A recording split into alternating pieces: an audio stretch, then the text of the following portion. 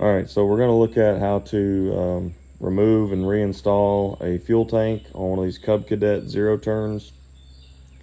I had to pull this thing off. There's like a wasp body. I don't know how it got in there into our fuel tank, and its head was just big enough to block the little fuel puller. So this is a really easy swap. We took it out, cleaned it out. It's been drying for a few days, so it's completely dry and ready to go back on. And I'll show you what tools you'll need and what screws you'll be looking at before we get started.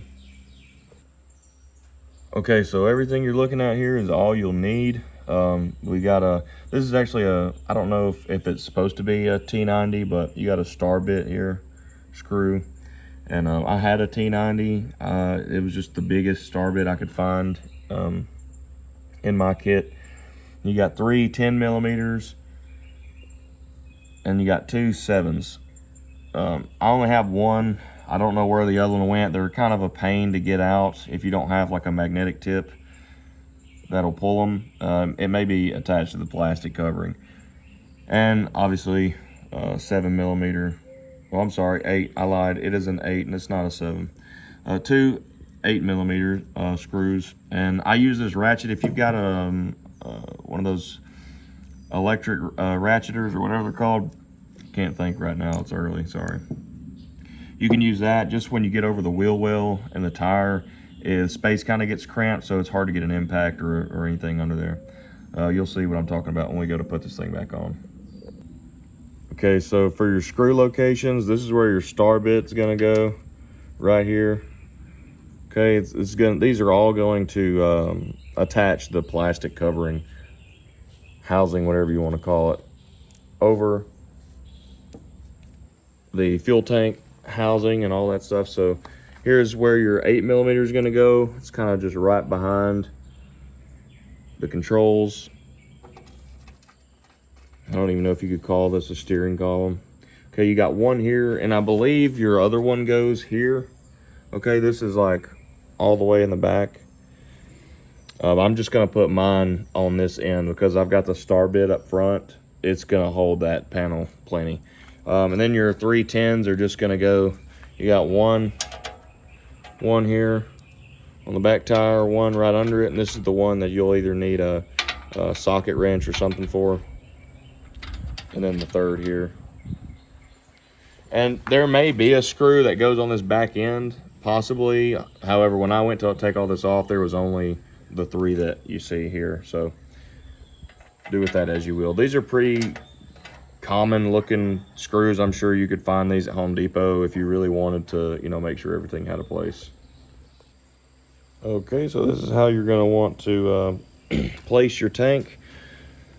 You want the fill side facing all the way out. Okay, and it just sits right in here. You'll see it has little rails to hold it in place for you. And to get the plastic cover off, you're gonna need to slip it over this, and it won't fit over this cap here, so you can just pull this off. I had to go off camera, but it just pops right off. Super easy. And also, when you get it off, you may want to put something, you can either tape it to the housing or whatever, just keep it weighed down. I made this mistake and it went not securing it last time, and it went down in there. It's not a big deal, but it's kind of aggravating to have to go get a little grabber tool or something to prise it out. So you got a little hose clamp here, and you got an opening here, and this is where you're gonna hook up this is an air line here. It goes to this, and then here is your actual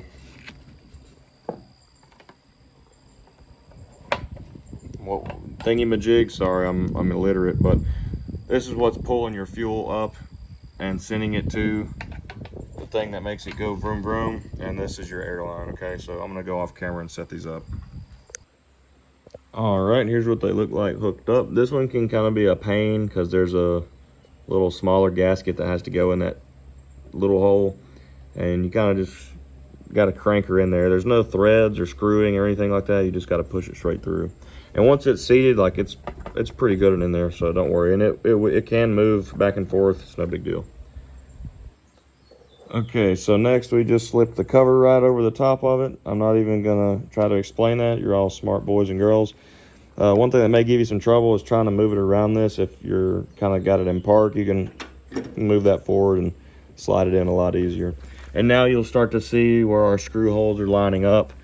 This is a 8mm here. This is your second 8mm back here. And then your 10s, you'll see in these like divots, well, they kind of line up with these. Your 310s will kind of line up in these little groove things. So I'll go ahead and get underneath and show you where they're at.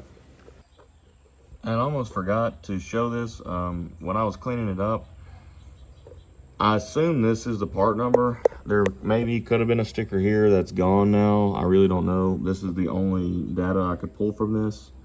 So if you need to replace it completely, start here. All right, so we'll get started with this big Chungus star bit.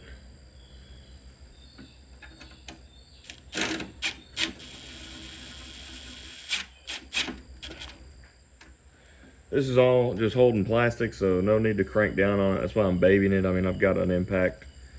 Probably shouldn't be using it, but whatever, I'm lazy. All right, so this is gonna be your 8mm bolt right here. Go ahead and get that girl in there too.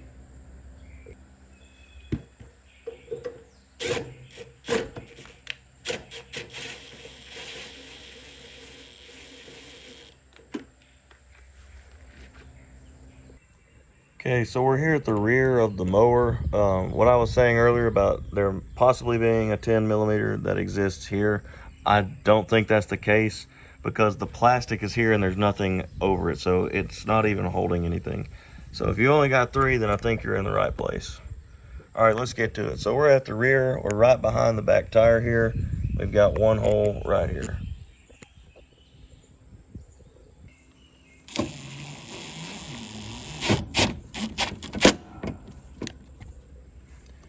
All right, and then you got your second right here above the rear tire. And this is the one that I said will give you a little bit of a hassle. So if you've got like a, you know, like a battery powered ratchet or something, you could get it in there, or just a good old socket wrench will do the trick.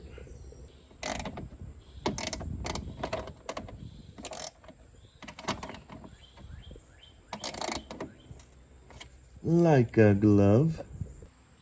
And I couldn't get low enough to look under to show you where this last screw is, but it's right where my finger is, right off the edge of here.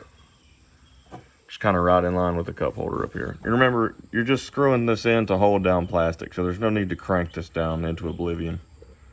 And that's it, pretty much. As you can see, remember I lost one of my 8mm bolts there, unless it's probably somewhere on the mower body. I just forgot to pick it up yesterday, but it's totally secure here. I mean, you've got more than enough to hold this little piece of plastic here, so don't sweat it. But just remember, if you do what I did, then just put your 8mm on the rear so that you do have full coverage on front to back with the star bit in the front.